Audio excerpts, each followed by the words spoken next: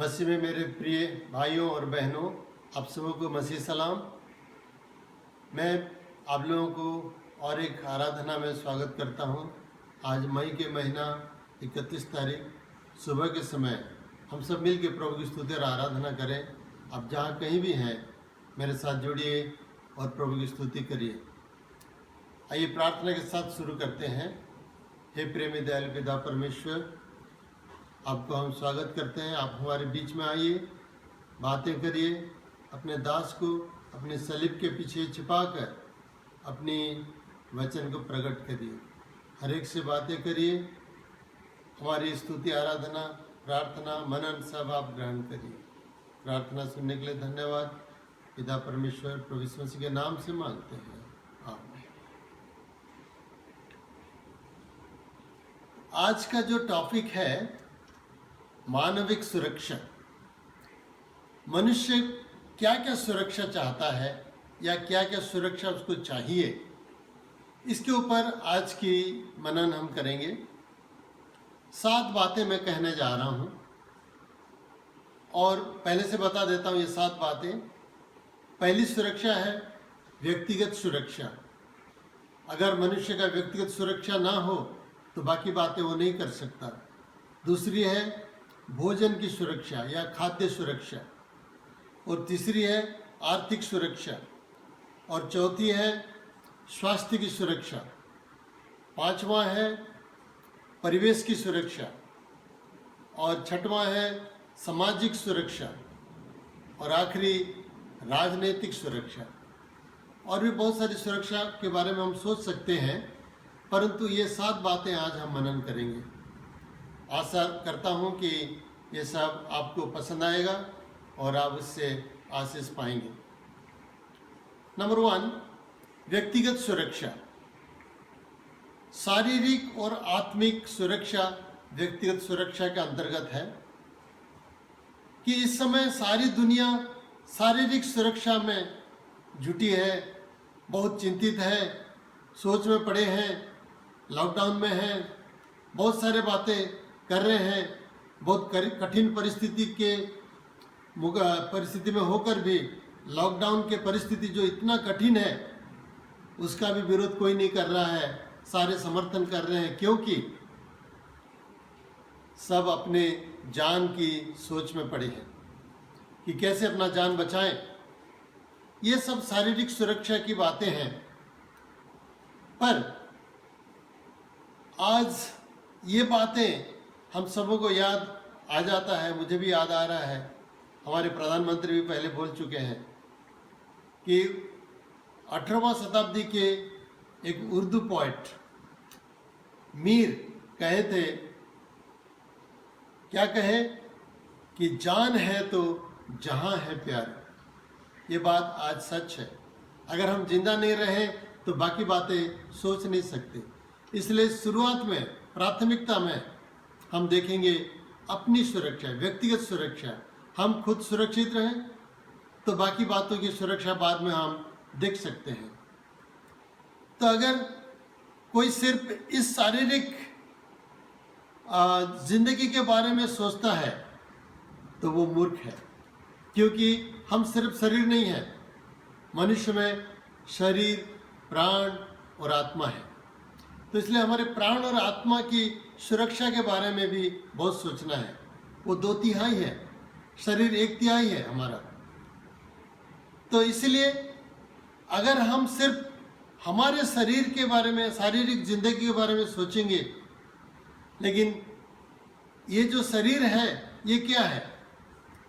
अनंत काल की प्लेटफॉर्म है, शुरुआत है ये शारीरिक जीवन। जैसे हम पढ़ते हैं 1 कोरिन्थी उसका 15 अध्याय 19 आयत में, जहां पौलुस कह रहा है हम सबों को कि इस जीवन के बारे में सिर्फ मसीह पर हम भरोसा नहीं करते हैं। अगर कोई करता है तो मूर्ख है, उससे अभागा और मूर्ख कोई नहीं है। प्रभु के वचन में साफ साफ हम देखते हैं। पढ़ें। यदि हम केवल इसी जीवन में मसीह से आशा रखते हैं तो हम सब मनुष्य से अधिक अभागे हैं। अगर सिर्फ इस जिंदगी के बारे में हम सोच रहे हैं तो हम अभागे हैं। इसलिए इस जीवन के बाद अनंतकालीन जीवन शुरुआत हो रहा है। हम लोग का यही भरोसा और आशा है, इसलिए हम इसके बारे में सोचना है। प्रभु यीशु मसीह कहा है, मार्ग, सत्य और जीवन में हूँ, मेरे सिवा कोई परमेश्वर पिता के पास नहीं जा सकता। और अगले जीवन के लिए यीशु मसीह पर हम भरोसा रखते हैं।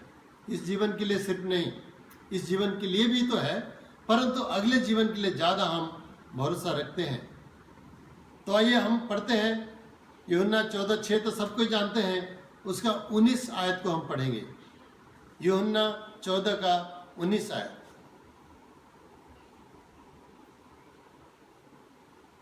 और थोड़ी देर रह गई है कि संसार मुझे ना देखेगा, परंतु तुम मुझे देखोगे, इसलिए कि मैं जीवन हूँ, तुम भी जीवित रहोगे।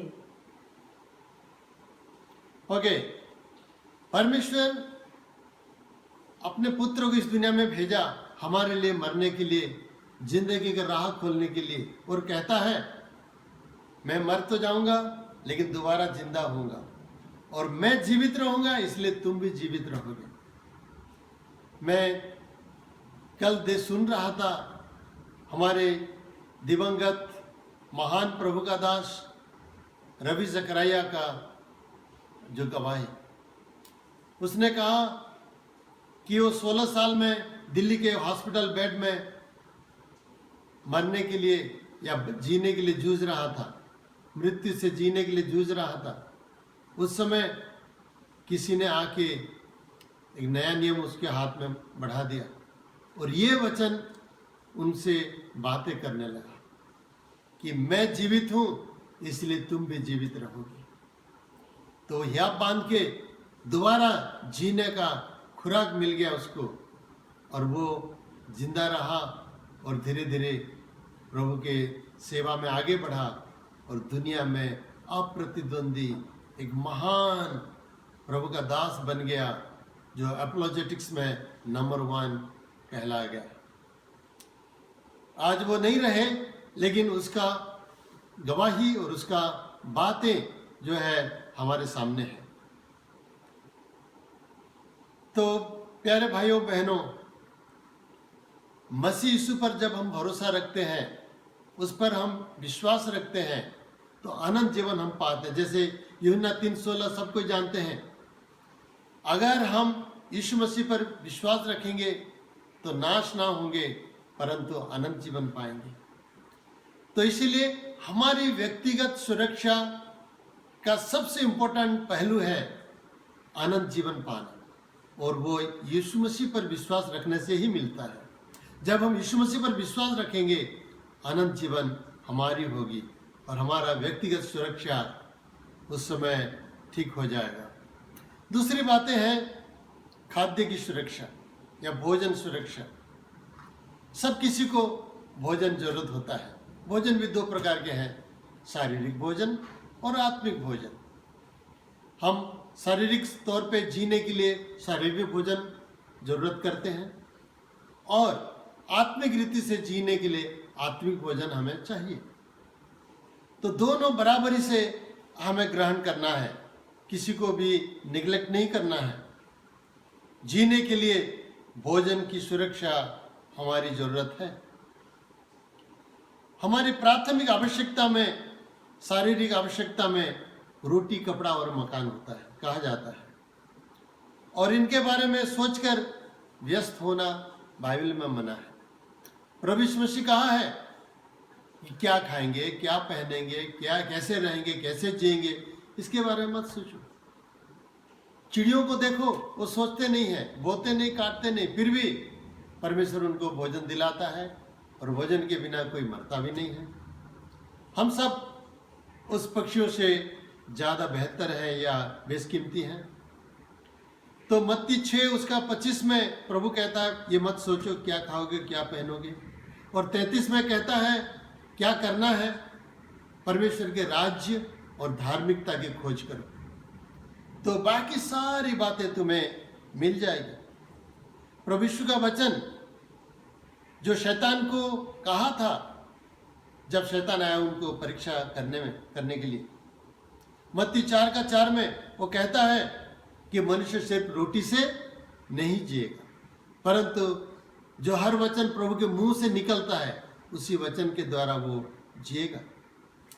अगर हमारी जो भी कर्तव्य है उसमें हम विश्वस्तता के साथ जिएंगे, कार्य करेंगे और उसकी राज्य और धार्मिकता की खोज करेंगे, तो हमें कोई भी अच्छी वस्तुएं वो परमेश्वर देने में मना नहीं करेगा, या कुछ भी अच्छी वस्तुएं रख नहीं छोड़ेगा। याद रखिए, जो कुछ काम नहीं करता उसका खाने का भी अधिकार नहीं है, जो हम पढ़ते हैं 2 थिस्सलुनीकी उसका 3:10 में, कि जो काम नहीं करता, आलसी है, उसका खाने का भी अधिकार नहीं है। इसीलिए खाद्य की सुरक्षा प्रभु परमेश्वर अपने वचन में दिया है, लेकिन कहा है काम करो, विश्वास करो, परमेश्वर की धार्मिकता खोज करो तो शारीरिक भोजन भी मिलेगा, और जो परमेश्वर का राज का खोज करता है वचन का भोजन भी उसको मिल जाएगा। तीसरी बात, आर्थिक सुरक्षा। आज की दुनिया में तो सब कोई पैसे के बारे में ज़्यादा सोचते हैं, अपने पति पत्नी बच्चे के बारे में ज़्यादा नहीं सोचते, पैसे के बारे में ज़्यादा सोचते, कैसे पैसे कमाएं, कैसे पैसे कमाएं। लेकिन परमेश्वर कहता है कि पैसे के बारे में इतना मत सोचो, पैसे के गुलाम मत बनो। पैसा हमारा गुलाम होना चाहिए, क्योंकि पैसा हमारी सेवा करता है, हम पैसे की सेवा नहीं करना चाहिए। इसीलिए जो कोई भी इस पर चिंता करता है उसे प्रभु कहता है कि मत सोचो। जैसे हम गीत भी गाते हैं, करता हूं मैं तेरी चिंता, तू क्यों चिंता करता है। प्रभु यीशु से कहते हैं मैं तुम्हारे लिए चिंता करता हूं, तुम सोचो मत।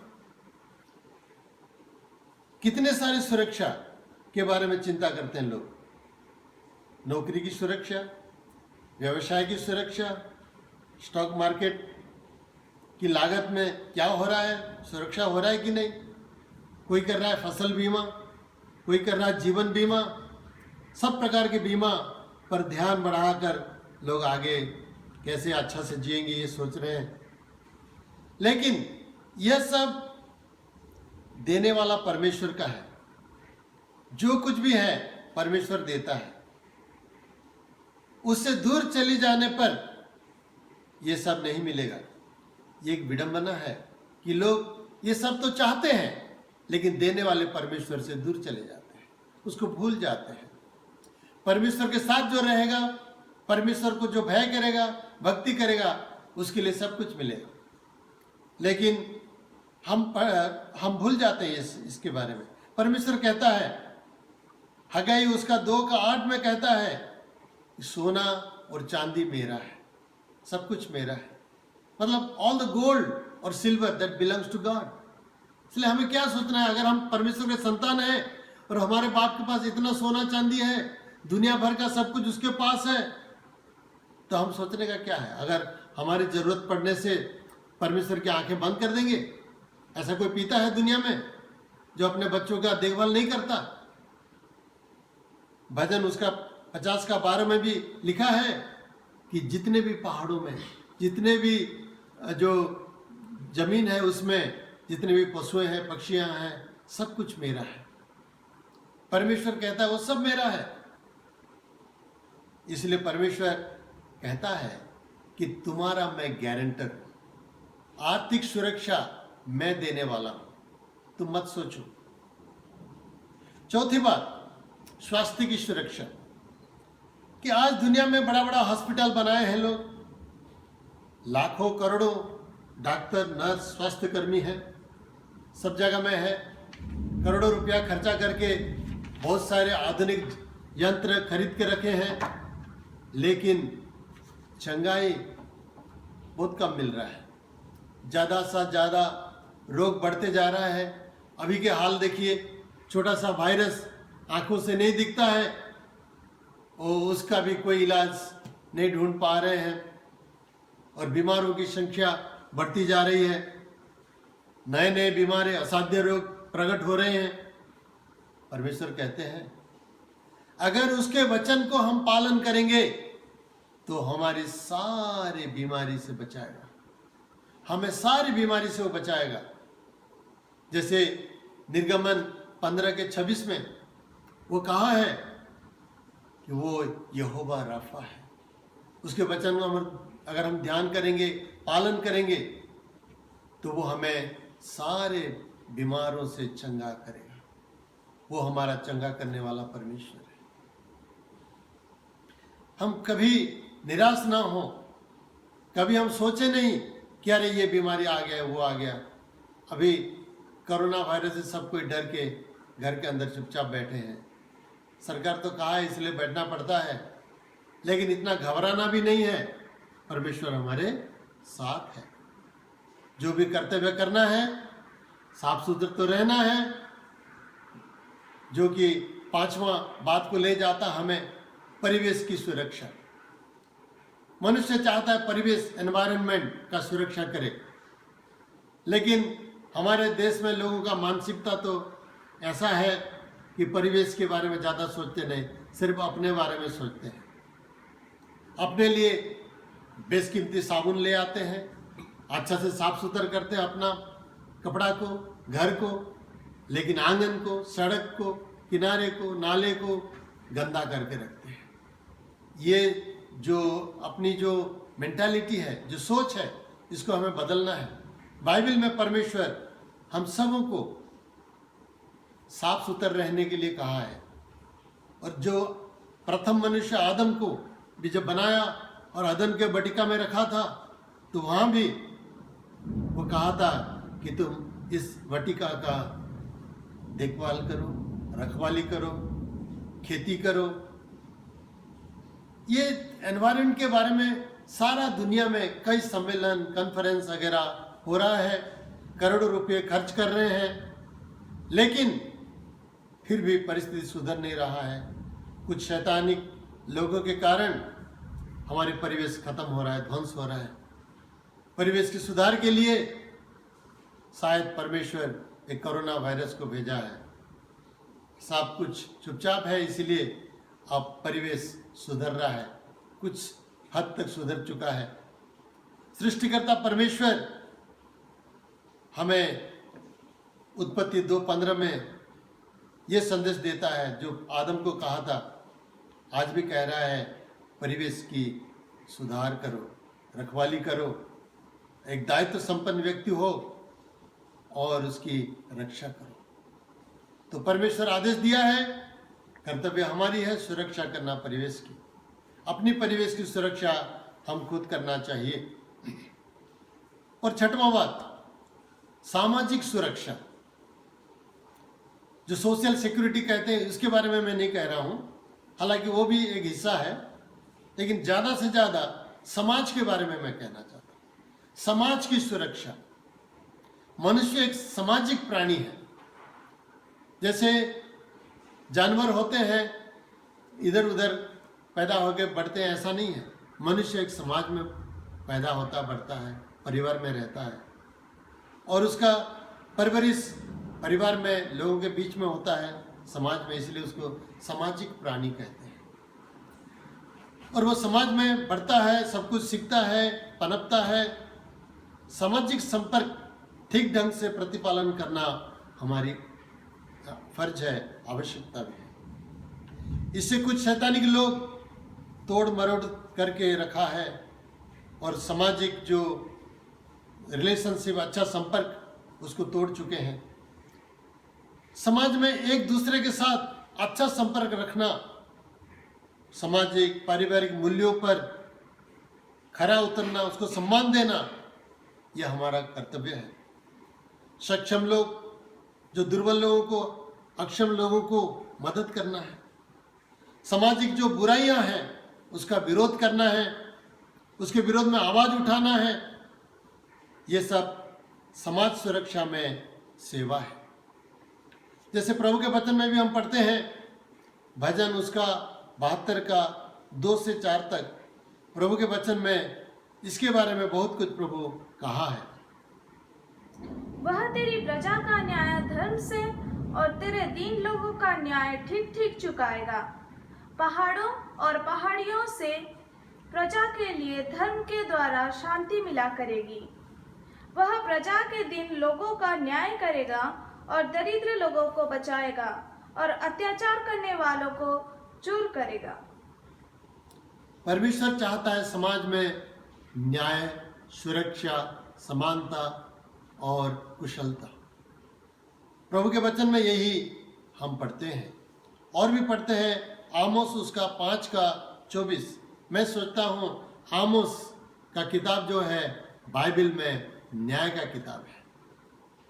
परंतु न्याय को नदी के समान और धार्मिकता को महानद के समान बहने दो। प्रभु कहता है धार्मिकता को महानद के समान बहने दो और न्याय को नदी के समान बहने दो। न्याय और धार्मिकता हमारे समाज की बुनियाद है और उसको हम ठीक से पालन करना, प्रतिपालन करना, बढ़ावा देना है। और आखिरी बात है राजनीतिक सुरक्षा। समाज का सुरक्षा हो लेकिन राजनीतिक अस्थिरता रहे तो कोई भी देश, कोई भी समाज पनप नहीं सकता। हमारे राजनीतिक, अर्थात मैं नहीं कह रहा हूँ राजनीतिक पार्टी के बारे में, मैं कहना चाहता हूँ कि हमारे देश की सुरक्षा, हमारे राज्यों की सुरक्षा, हमारी सारी जो सिस्टम है देश की, उसकी सुरक्षा होना चाहिए। अच्छा सरकार होना चाहिए, हमारे सैनिक ठीक से सजाग रहे, ताकतवर रहे, हमारी न्यायपालिका ताकतवर रहे और हमेशा निरपेक्ष रहे और हमारी जो सिस्टम है, जो जर्नलिज्म है, पत्रकारिता, वो भी निरपेक्ष रहे और सच्चाई को प्रकट करे और सारे लोग, सारे सिस्टम, एडमिनिस्ट्रेटर्स लोग ये भी अच्छा ढंग से काम करे तो राजनीतिक सुरक्षा देश का रहेगा। जब राजनीतिक सुरक्षा रहेगा तो हम शांति में जिएंगे। इसलिए हमें क्या करना है, जितने मसीह लोग हैं, हमारे नेताओं के लिए, अधिकारियों के लिए, जो क्षमता में है, अधिकार में है, उनके लिए प्रार्थना करना है। 1 तिमोथी 2 का 2 में लिखा है कि ऐसे अधिकारियों के लिए प्रार्थना क्या करो ताकि हम देश में शांति से, चैन से रह सकते हैं और जीवन व्यतीत कर सकते हैं। तो ये 7 सुरक्षा हमारी जरूरत है, सबसे ज़्यादा ये 7 सुरक्षा जरूरत है। तो आइए सारे लोग, जितने जो भी सुन रहे हैं, इस सुरक्षा को मद्देनजर काम करें, प्रार्थना करें, प्रभु के वचन के आधार पर अपने जीवन को संवारें। प्रभु हम सबको आशीष दे।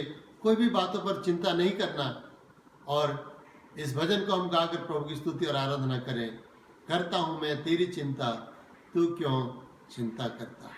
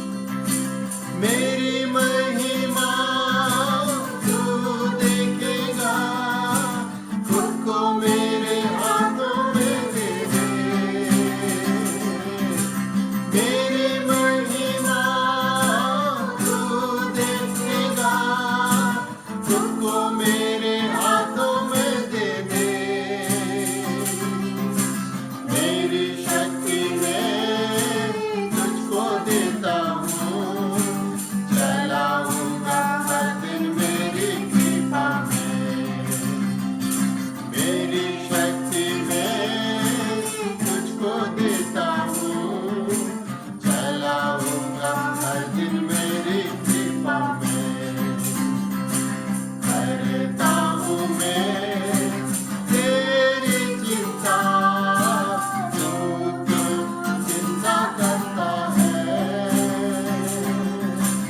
आंसुओं के घाटियों में हाथ न छोड़ूंगा तेरा।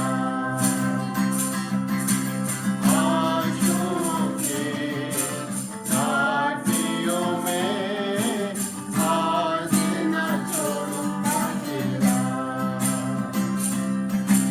सभी तुझको भूलेंगे तो भी, क्या मैं तुझको भूलूंगा कभी। सभी तुझको भूलेंगे तो भी, क्या मैं तुझको भूलूंगा कभी। अपने हाथों में तुझे उठाकर चलाऊंगा हर दिन से जहां में। अपने हाथों में तुझे उठाकर चलाऊंगा हर दिन से जहां में। करता हूँ मैं तेरी चिंता, तू क्यों चिंता करता है। आंसुओं के घाटियों में हाथ न छोड़ूंगा तेरा। आंसुओं के घाटियों में हाथ न छोड़ूंगा तेरा। अब्राहम का मैं परमेश्वर हूँ, अद्भुत कार्य क्यों न करूँगा। अब्राहम का मैं परमेश्वर हूँ, अद्भुत कार्य क्यों न करूँगा। लाल सागर में रास्ता दिया, आज भी मैं करने के योग्य हूँ। लाल सागर में रास्ता दिया, आज भी मैं करने के योग्य हूँ। करता हूँ मैं तेरी चिंता, तू क्यों चिंता करता है। करता हूँ मैं तेरी चिंता, तू क्यों चिंता करता है। आंसुओं के घाटियों में हाथ न छोड़ूंगा तेरा। आंसुओं के घाटियों में हाथ न छोड़ूंगा तेरा।